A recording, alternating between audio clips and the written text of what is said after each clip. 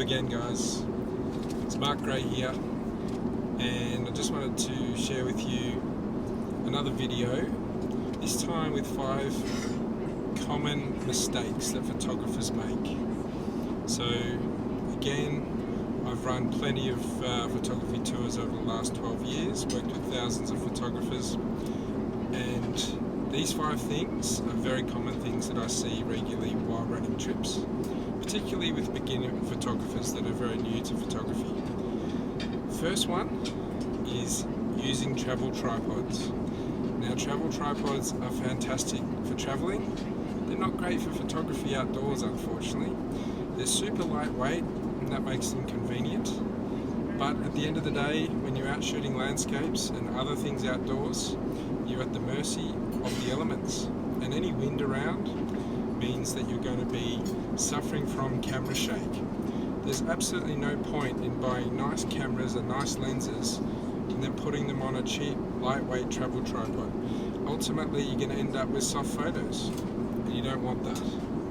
So that's the first mistake that many photographers make. Second one is using f/22. Okay, now in landscape photography you want everything in focus all of the time.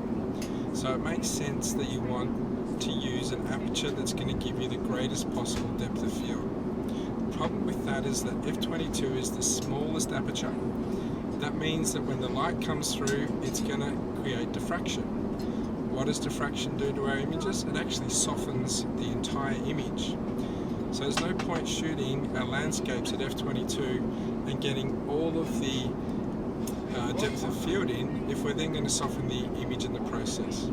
Much better to shoot in the middle of the range and learn some advanced focusing techniques to make sure that you get everything in focus with each shot, even with less of a depth of field. Third common mistake: relying on your camera's LCD to determine just how well exposed or how bright your photograph is. This is a big no-no.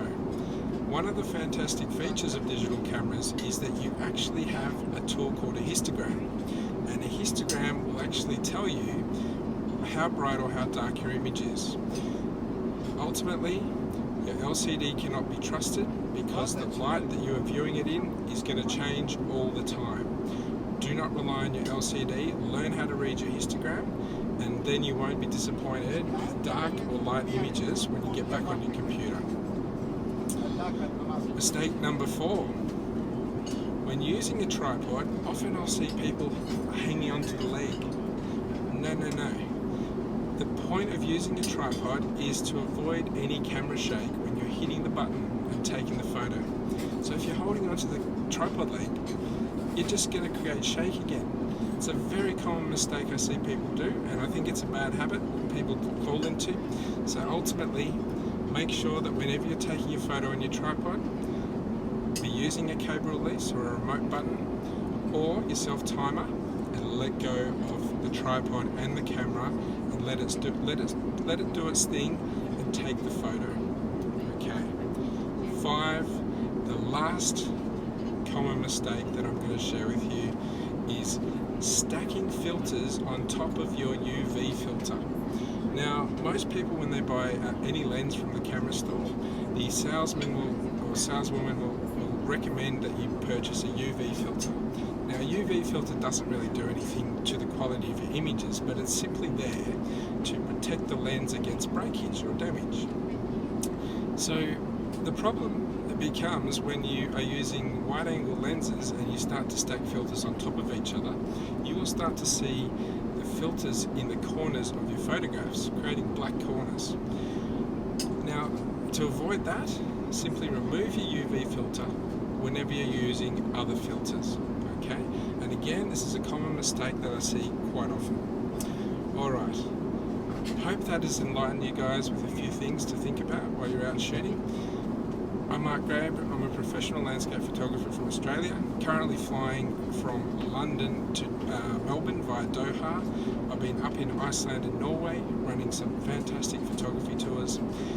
If you like the content I'm sharing, please hit subscribe. I would love you to follow our channel on YouTube, and I'll keep you updated with more information as we go. Hope you're having a fantastic week wherever you are, and I'll speak to you on the next video.